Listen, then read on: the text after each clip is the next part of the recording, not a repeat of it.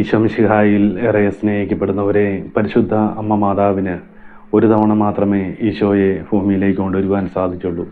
എന്നാൽ ഓരോ പുരോഹിതന്മാരും ബലിയർപ്പിക്കുമ്പോഴൊക്കെ ഈശോ വീണ്ടും ഭൂമിയിലേക്ക് കടന്നു വരികയും ദിവ്യകാരുണ്യമായി നമ്മുടെ ഹൃദയത്തിലേക്ക് എഴുന്നള്ളി വരികയും ചെയ്യുന്നു.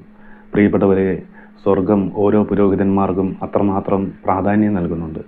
ഒരിക്കൽ ഞാൻ എൻ്റെ ഒരു സുഹൃത്തിൻ്റെ കൂട്ടത്തിൽ ഒരു വീട്ടിൽ പോയപ്പോൾ ഞങ്ങൾ ഒന്നിച്ചിരുന്നിങ്ങനെ സംസാരിച്ചുകൊണ്ടിരിക്കുകയാണ്. അപ്പോൾ പരിശുദ്ധാത്മാവ് ഉള്ളിലൊരു ചിന്ത തന്നു. ഇവരുടെ വീട്ടിലുള്ള ഒരു അലമാരിയിൽ ഒരു വെള്ള വസ്ത്രം ഇവർ സൂക്ഷിച്ചു വെച്ചിട്ടുണ്ട് എന്നിങ്ങനെ പറഞ്ഞു. ഇങ്ങനെ പലതവണ ഈ ചിന്ത ഇങ്ങനെ വന്നപ്പോൾ ഞാൻ ഈ വ്യക്തിയോട് ചോദിച്ചു, ഇവിടെ എന്തെങ്കിലും വെള്ള വസ്ത്രങ്ങൾ സൂക്ഷിച്ചു വെച്ചിട്ടുണ്ട് എന്നിങ്ങനെ ചോദിച്ചു. ഇത് കേട്ടപ്പോൾ ആ വ്യക്തിക്ക് ഒത്തിരി സന്തോഷമായി. ഈ വ്യക്തി പറഞ്ഞു, ഞാനൊരു വെള്ള വസ്ത്രം സൂക്ഷിച്ചു വെച്ചിട്ടുണ്ട്, ഞാനിപ്പോൾ കാണിക്കാമെന്ന് പറഞ്ഞ് അതെടുത്തുകൊണ്ട് വന്നു. അതൊരു പുരോഹിതൻ്റെ ലോഹയായിരുന്നു.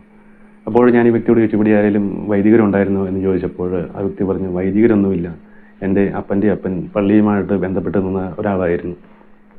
അന്നുണ്ടായിരുന്ന വികാരിയച്ഛനുമായിട്ട് എന്തോ പ്രശ്നങ്ങളൊക്കെ ഉണ്ടായപ്പോൾ അങ്ങോട്ടും ഇങ്ങോട്ടും ഒന്നും തള്ളുകയൊക്കെ ഉണ്ടായി. അച്ഛൻ്റെ ലോഹ കീറിപ്പോവുകയൊക്കെ ചെയ്തു എന്നിങ്ങനെ പറഞ്ഞു. അതിനുശേഷം ഇവരുടെ കുടുംബത്തിലേക്ക് ഒത്തിരി പ്രതിസന്ധികളും പ്രശ്നങ്ങളുമൊക്കെ കടന്നു വന്നപ്പോൾ ഈ വ്യക്തി എപ്പോഴും വിശുദ്ധിയിലായിരുന്നുകൊണ്ട് ഈശോയുടെ കൂടെ നടക്കുവാൻ ആഗ്രഹിക്കുന്ന ഒരു വ്യക്തിയായതുകൊണ്ട് ഒരു ധ്യാനത്തിന് പങ്കെടുത്തപ്പോൾ പരിശുദ്ധാത്മാവിൻ്റെ അഭിഷേകമുള്ള ഒരു ശുശ്രൂഷകൻ ഈ വ്യക്തിയോട് പറഞ്ഞു, നിങ്ങളുടെ തലമുറയിലുള്ള ഒരു വ്യക്തി ഒരു അച്ഛൻ്റെ ലോഹയൊക്കെ കീറുകയുണ്ടായി. അതിനുശേഷമാണ് നിങ്ങളുടെ കുടുംബത്തിലേക്ക് ഈ പ്രതിസന്ധികളും പ്രശ്നങ്ങളും ഒക്കെ കടന്നു വന്നത്. അതുകൊണ്ട് ഏതെങ്കിലും അച്ഛന്മാരെ കണ്ട് അവരുടെ ക്ഷമ പറഞ്ഞ് അവരുടെ അനുഗ്രഹം മേടിക്കണം. അപ്പോൾ നിങ്ങളുടെ കുടുംബത്തിൽ നിന്ന് ഈ പ്രതിസന്ധികളും പ്രശ്നങ്ങളും ഒക്കെ മാറിപ്പോകും എന്നിങ്ങനെ പറഞ്ഞു. അതുപോലെ ഈ വ്യക്തി ഒരു അച്ഛനെ കണ്ട് അച്ഛനോട് ക്ഷമ പറഞ്ഞ് അനുഗ്രഹമൊക്കെ മേടിച്ചു.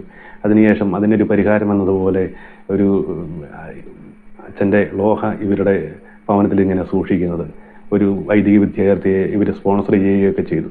എല്ലാ ദിവസവും വൈദികർക്ക് വേണ്ടിയൊക്കെ പ്രാർത്ഥിക്കുവാൻ തുടങ്ങി.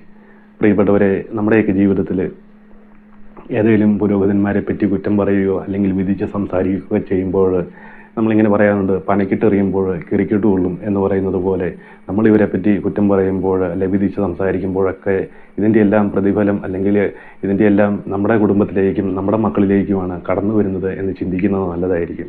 കാരണം ഈശോയ്ക്ക് വേണ്ടി ഇറങ്ങിത്തിരിച്ച ഇവരെ കുറ്റം പറയുവാനോ വിധിക്കുവാനോ ഒന്നും നമുക്ക് അധികാരമില്ല. കാരണം ഈശോയ്ക്ക് വേണ്ടി ഇറങ്ങിത്തിരിച്ച ഈ വ്യക്തികളുടെ കാര്യങ്ങളൊക്കെ ഈശോ തന്നെയാണ് നോക്കുന്നത്. കാരണം നമുക്കറിയാം, ഒരു 10 വർഷം മുമ്പ് ഇന്ന വ്യക്തി അല്ലെങ്കിൽ ഇന്നൊരു പുരോഹിതൻ ഇന്നൊരു തെറ്റ് ചെയ്തു എന്ന് പറഞ്ഞ് നമ്മളിങ്ങനെ ഇപ്പോഴും ഇങ്ങനെ പറഞ്ഞു നടക്കും. പക്ഷേ ഒരു ബലിയർപ്പിച്ചുകൊണ്ടിരിക്കുമ്പോൾ പുരോഹിതൻ്റെ ഒരു മാനസാന്തരം വന്നു. അപ്പോൾ ഈശോയോട് പറയും, ഈശോ എനിക്ക് തെറ്റുപറ്റി എന്ന് പറയുമ്പോൾ ഈശോ ആ പുരോഹിതനെ ചേർത്ത് നിർത്തും. എന്നാൽ 10 വർഷം മുമ്പ് ഇന്ന കാര്യം ചെയ്തു എന്ന് പറഞ്ഞ് നമ്മളിങ്ങനെ നടക്കുമ്പോൾ അത് നമ്മുടെ കുടുംബത്തിലേക്കുമാണ് ശാപം വിളിച്ചു വരുത്തുന്നത് എന്ന് പലരും ചിന്തിക്കാതെ ഇങ്ങനെ കുറ്റം പറഞ്ഞ് ഇങ്ങനെ മുൻപോട്ട് പോകുന്നവരുണ്ട്. പ്രിയപ്പെട്ടവരെ, നമുക്കറിയാം, സുവിശേഷത്തിൽ വ്യഭിചാരത്തിൽ പിടിക്കപ്പെട്ട സ്ത്രീയെ കല്ലെറിയുവാൻ വേണ്ടി കൊണ്ടുവരുമ്പോൾ ഈശോ നിലത്തിരുന്ന് കുനിഞ്ഞിരുന്ന് എഴുതിക്കൊണ്ട് അവരോട് പറയുന്നുണ്ട്, നിങ്ങളിൽ പാപമില്ലാത്തവൻ കല്ലെറിയട്ടെ എന്ന്. സഭാപണ്ഡിതന്മാർ ചിലരൊക്കെ പറയുന്നത് ഈശോ നിലത്ത് എഴുതിക്കൊണ്ടിരുന്നത് അവിടെ നിന്ന് ഓരോ വ്യക്തികളുടെയും പാപങ്ങളായിരുന്നു എന്ന്. പ്രിയപ്പെട്ടവരെ, നമ്മുടെ ജീവിതത്തിലും കുറ്റങ്ങളും കുറവുകളും ഒക്കെ ഉള്ളപ്പോൾ ഇങ്ങനെയുള്ളവരെ അല്ലെ പുരോഹിതന്മാരെയൊക്കെ കുറ്റം പറഞ്ഞ് വിധിച്ച് ഒക്കെ സംസാരിക്കുമ്പോൾ നമ്മുടെ ജീവിതത്തിലേക്കാണ് നമ്മൾ ശാപങ്ങൾ വിളിച്ചു വരുത്തുന്നത്. ഓരോ പുരോഹിതന്മാർക്ക് വേണ്ടി പ്രാർത്ഥിക്കുവാനും പരിശുദ്ധ കുർബാനയിൽ പങ്കെടുത്ത് ഏതെങ്കിലും തെറ്റുകളോ കുറ്റങ്ങളോ കുറവുകളൊക്കെ ഉണ്ടെങ്കിൽ കുമ്പസാരത്തിൽ ഏറ്റുപറഞ്ഞ് ഈശോയെ സ്വീകരിച്ച് ഓരോ പുരോഹിതന്മാർക്ക് വേണ്ടി പ്രാർത്ഥിക്കുമ്പോൾ ഇതുപോലെയുള്ള പ്രതിസന്ധികളും പ്രശ്നങ്ങളും ഒക്കെ നമ്മുടെ ജീവിതത്തിൽ നിന്ന് കടന്നു പോകും.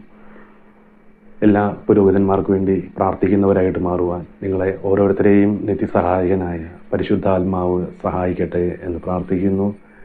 പരിശുദ്ധാത്മാവിൻ്റെ ഇഷ്ടമണവാട്ടിയായ പരിശുദ്ധ അമ്മ മാതാവിൻ്റെ വിമല ഹൃദയത്തിലേക്ക് നിങ്ങളെ ഓരോരുത്തരെയും പ്രതിഷ്ഠിച്ചുകൊണ്ട് പ്രാർത്ഥിക്കുന്നു. വിശുദ്ധ മിഖായേൽ ദൂതൻ്റെ സംരക്ഷണവും മധ്യസ്ഥവും എപ്പോഴും നമ്മളോട് ഓരോരുത്തരോടും കൂടി ഉണ്ടായിരിക്കട്ടെ. Ave Maria, praise the Lord, hallelujah.